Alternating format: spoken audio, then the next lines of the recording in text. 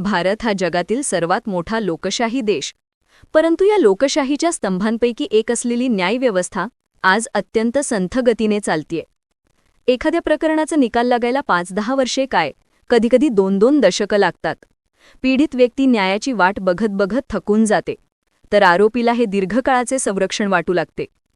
न्याय उशिरा मिळणे म्हणजे न्याय न मिळणे, हीच स्थिती आता बदलण्याची वेळ आलीये.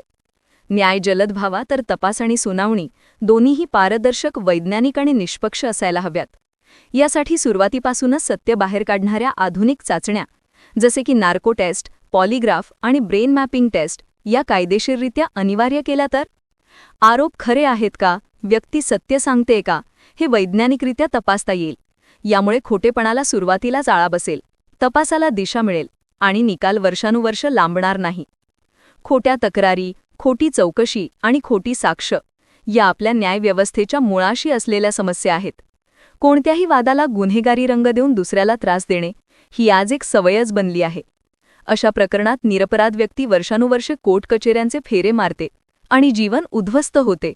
म्हणूनच खोटी तक्रार किंवा खोटी साक्ष देणाऱ्यांना कठोर शिक्षा होणे अत्यावश्यक आहे. हे जघन्य गुन्ह्यांच्या यादीत समाविष्ट झाले तर खोटे बोलण्यापूर्वी 1000 वेळा विचार करावा लागेल. यासोबतच बनावट कागदपत्रांचे साम्राज्यही वेगाने वाढले आहे. आधार कार्ड, रेशन कार्ड, मालमत्तेच्या वसियती सगळीकडे बनावट ओळख निर्माण करून फसवणूक करणाऱ्यांची संख्या वाढतच चाललीय. कधी एखाद्याचे आयुष्य उद्ध्वस्त होते, कधी संपूर्ण कुटुंब रस्त्यावर येते. अशा फसवणुकीलाच किरकोळ गुन्हा मानले जाते, पण यामुळे होणारे नुकसान अत्यंत गंभीर आहे.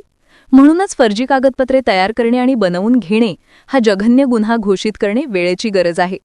न्यायव्यवस्था वेगवान आणि विश्वासार्ह बनवायची असेल तर सुधारणा केवळ कायद्यांतच नाहीत तर मानसिकतेतही आवश्यक आहे.